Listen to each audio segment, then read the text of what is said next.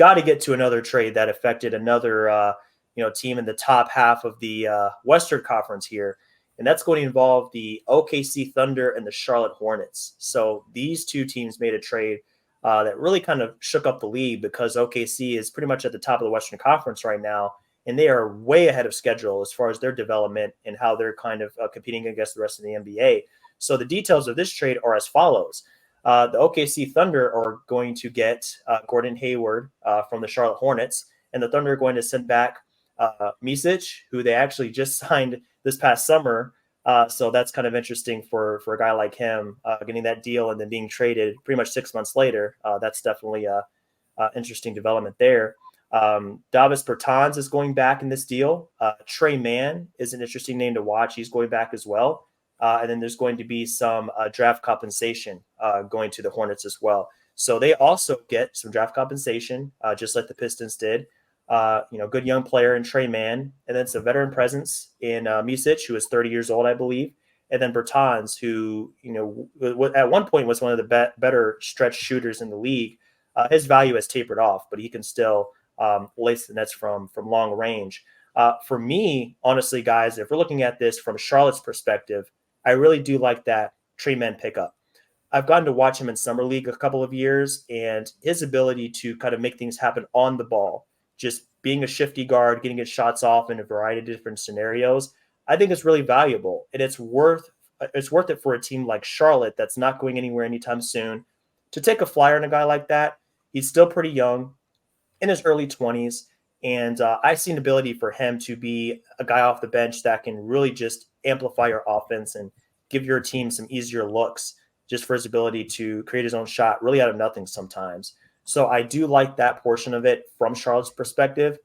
But obviously, we have to look at this from OKC because they are in the thick of the contender race this year. And getting a guy like Hayward definitely has some risk. He's going to miss a chunk of games every single season. He's just coming back from another injury. But if he's healthy, the ball handling, the secondary ball handling, the ability to work in the post, to be a pretty decent 3-level scorer, as well as a facilitator, a guy with size, could defend a couple of positions on the wing. Very solid pickup for OKC. So I like that they're not going all in. This isn't a guy that has a contract for the next 2 or 3 years, salary that's going out. It's expiring. It's worth a flyer. See what you got. And if it pans out, he's going to be a solid playoff contributor for him. He can play some decent minutes. He can play in a variety of different lineups. Avi, you brought this up in our text back and forth earlier. The fact that he can just play in a variety of different lineups, just be a really well-rounded, balanced player for an OKC team that already has a variety of guys that are that same mold, can do almost anything in the basketball court, like J-Dub can, like SGA can. It's so valuable for that team. So I just love that pickup, and I can't wait to see how he integrates with a team that's so solid on both ends of the floor, can do pretty much anything to hang with any team in the Western Conference and really the entire NBA. I can't fathom how far they've come. I was talking to you about this earlier.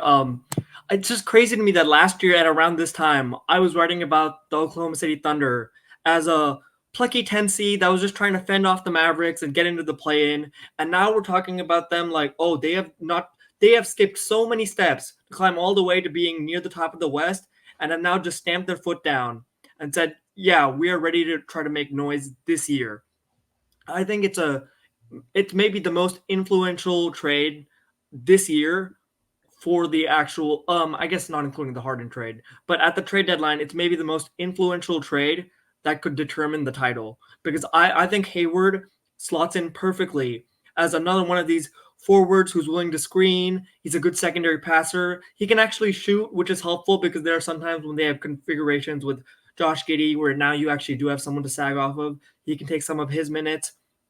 And on top of that, some of the minutes that they were giving to players like Micic or Ousmane Dieng or Kenrich Williams, if you shuffle some of those over to Gordon Hayward as well, now you're just further strengthening what's already a potent lineups with a potent core of Chet and Shea and J-Dub and Isaiah Joe just bombing threes. So they're a very versatile team, a very disciplined team, and I think they can even cover for some of Hayward's weaknesses.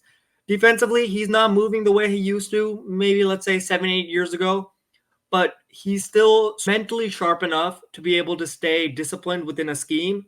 And if he's protected by players such as Lou Dort or J Dub, he can hang out and hold his own. So I think this is wonderful for the Thunder, and I think this is a real statement trade. Yeah.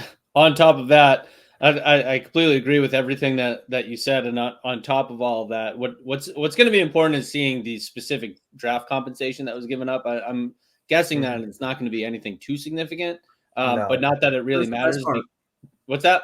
That's the best part. It was just 2 seconds. And for a team that has 34 draft picks, I mean, sure, yeah, go ahead, toss 2 seconds at this. Yeah, exactly. And they almost have too many draft picks at this point, to be honest with you.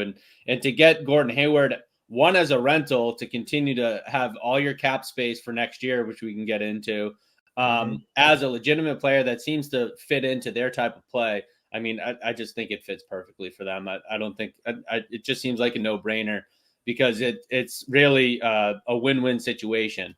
And now when you look at these two teams and where they stand, they basically essentially have the same amount of guaranteed salary on the books for next year. They have the same amount of cap space available. Wow. And when you think about how many draft picks Oklahoma City has and where they stand with their roster, I mean, it's almost unfathomable what they've done. It's not even fair to turn over this team.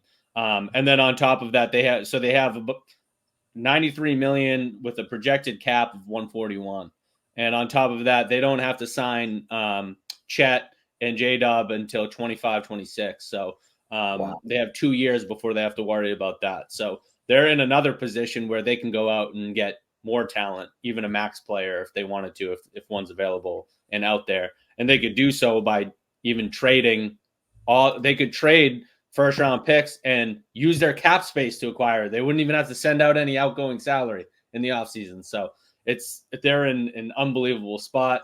They're right at the door in the Western Conference this year, and they're right in the pole position to even get better from a roster standpoint moving forward, which is just amazing. On the Charlotte side of things, they're doing what they can to turn over their roster too, which is what you expect. We can get into the Bulls on the other side of things, but the Bulls are this middling team that just aren't turning over their roster. That's what Charlotte had been, and it seems like now finally they're a team that's okay. It's time to unload Rozier. It's time to unload Hayward, and then we can talk about the PJ Washington trade too if we have time.